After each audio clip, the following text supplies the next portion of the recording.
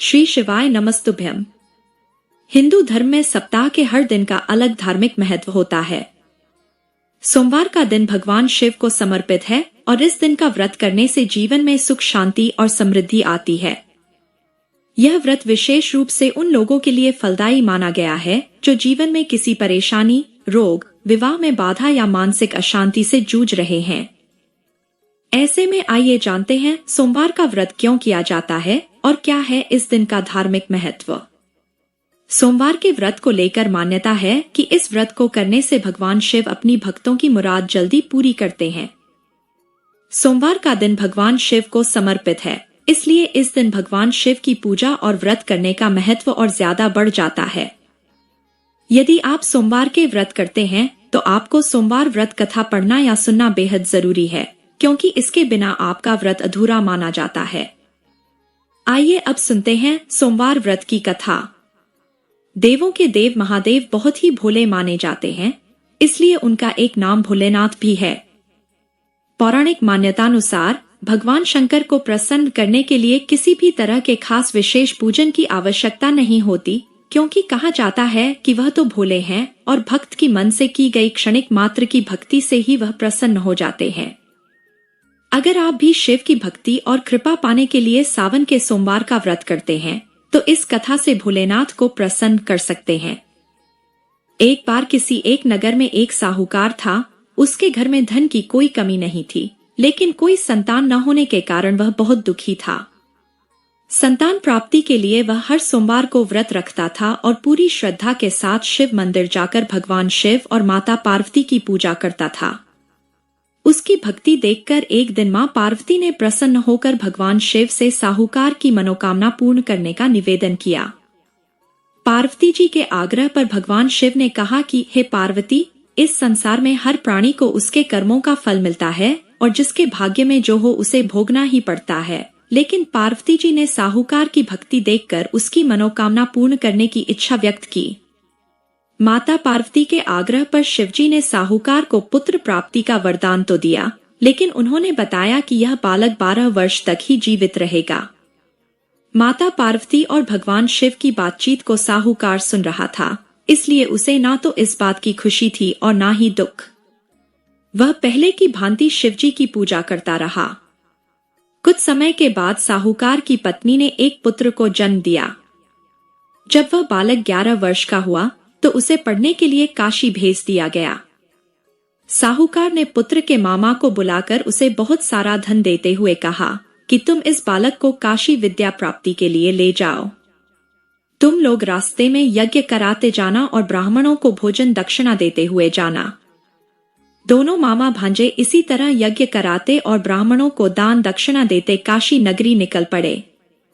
इस दौरान रात में एक नगर पड़ा जहां नगर के राजा की कन्या का विवाह था, लेकिन जिस राजकुमार से उसका विवाह होने वाला था वह एक आंख से काना था। राजकुमार के पिता ने अपने पुत्र के काना होने की बात को छुपाने के लिए सोचा, क्यों न उसने साहूकार के पुत्र को दूल्हा बनाकर राजकुमारी से विवाह करा दूं। विवाह के बाद इसको धन देकर विदा कर दूंगा और राजकुमारी को अपने नगर ले जाऊंगा। लड़के को दूल्हे के वस्त्र पहनाकर राजकुमारी से विवाह करा दिया गया। साहूकार का पुत्र ईमानदार था, उसे यह बात सही नहीं लगी, इसलिए उसने अवसर पाकर राजकुमारी के दुपट्टे पर लिखा कि तुम्हारा विवाह तो मेरे साथ हुआ है, लेकिन जिस राजकुमार के संग तुम्हें भेजा जाएगा वह एक आंख से काना है। मैं तो काशी पढ़ने जा रहा हूँ। जब राजकुमारी ने चुन्नी पर लिखी बातें पढ़ी तो उसने अपने माता पिता को यह बात बताई। राजा ने अपनी पुत्री को विदा नहीं किया और फिर बारात वापस चली गई।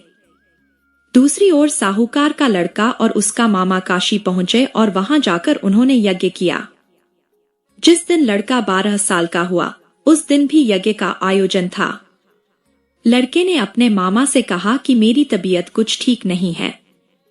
मामा ने कहा कि तुम अंदर जाकर आराम कर लो।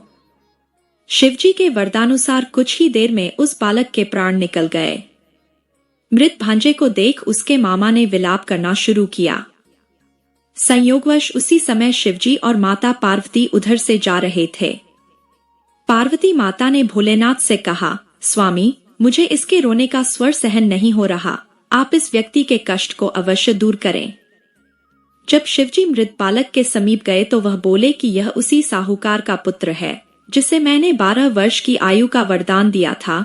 अब इसकी आयु पूरी हो चुकी है। लेकिन मातृभाव से विभोर माता पार्वती ने कहा कि हे महादेव, आप इस बालक को और आयु देने की कृपा करें, अन्यथा इसके वियोग में इसके माता पिता भी तड़प तड़प कर मर जाएंगे। माता पार्वती के फिर से आग्रह पर भगवान शिव ने उस लड़के को जीवित होने का वरदान दिया। शिवजी की कृपा से वह लड़का जीवित हो गया। शिक्षा पूरी करके लड़का मामा के साथ अपने नगर की ओर वापस चल दिया। दोनों चलते हुए उसी नगर में पहुंचे जहां उसका विवाह हुआ था। उस नगर में भी उन्होंने यज्ञ का आयोजन किया। उस लड़के के ससुर ने उसे पहचान लिया और महल में ले जाकर उसकी खातिरदारी की और अपनी पुत्री को विदा किया। इधर साहूकार और उसकी पत्नी भूखे प्यासे रहकर बेटे की प्रतीक्षा कर रहे थे। उन्होंने प्रण कर रखा था कि यदि उन्हें अपने बेटे की मृत्यु का समाचार मिला तो वह भी प्राण त्याग देंगे, परंतु अपने बेटे के जीवित होने का समाचार पाकर वह बेहद प्रसन्न हुए। उसी रात भगवान शिव ने साहूकार के स्वप्न में आकर कहा, हे श्रेष्ठी, मैंने तेरे सोमवार के व्रत करने और व्रत कथा सुनने से प्रसन्न होकर तेरे पुत्र को लंबी आयु प्रदान की है। इसी प्रकार जो कोई सोमवार व्रत करता है या कथा सुनता और पढ़ता है, उसके सभी दुख दूर होते हैं और सभी मनोकामनाएं पूर्ण होती हैं। बोलो शंकर भगवान की जय। तो दोस्तों, उम्मीद है वीडियो आपको बेहद पसंद आया होगा। वीडियो को लाइक करें, चैनल को सब्सक्राइब करें।